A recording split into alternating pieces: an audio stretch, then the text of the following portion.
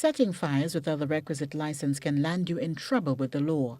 With a severe dry season expected this year, affecting water supplies and posing various challenges, police say serious action will be taken against anyone caught setting unauthorized fires. Sergeant Adrian Pancho, attached to the fire department, says most of these fires derived from people preparing agricultural lands.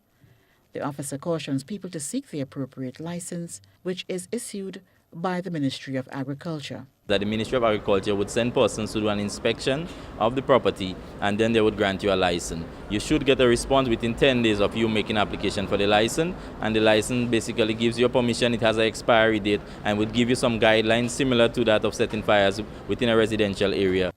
In the first 2 weeks of 2019, 2 people were charged for setting fire without a license.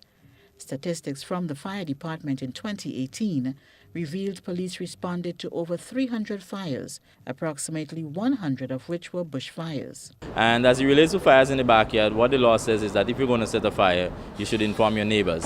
However, we are trying to, as much as possible, to admonish persons to refrain from burning. Because a lot of times it's not necessary, it's not totally necessary to burn. But if you do have to burn and you inform your neighbors, we advise persons to burn in small heaps. Ensure that you remain unseen for the duration of the burning. Anytime you leave it unattended, the wind might pick up and that fire might start spreading. Additionally, you want to ensure that you have water unseen. So it could be a hose from a tap, or maybe a few buckets or a drum of water. So in case that fire gets out of control, you're able to put it under control quite easily. Sergeant Pancher explains further what should happen if one is desirous of burning, and the fine associated should people violate the law. Under the Agricultural Fires Act, the fine is $500 or 2 months imprisonment.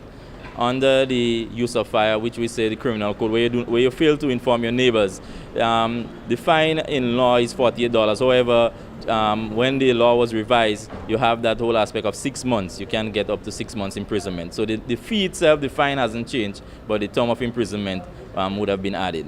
Police are also asking the public to refrain from making prank calls to the fire department, as this puts additional pressure on already limited resources. The fire truck would be leaving at very high speeds, and it would be proceeding to the scene of fires. In some instances, you could have accidents resulting where persons would actually lose property, in some instances even lives. So you have to bear that in mind. And also, you should take into consideration that the moment time that you make a false call and we leave to go to that area, a fire could actually be occurring in another area, and it would actually have a delay in response. And it could be actually a real fire, somebody, some relative that you actually care about. So I want persons to bear that in mind. Joseph McKee-Smith, GBN News.